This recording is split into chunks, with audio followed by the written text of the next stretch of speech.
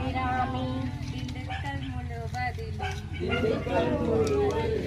ஆட்சி நடத்துவதை காண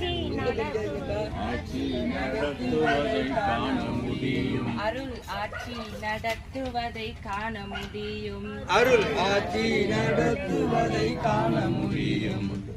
பத்மகிரி மலை மீது வீற்றிருந்தால் அபிராமி பத்மகிரி மலை மீது வீற்றிருந்தால் அபிராமி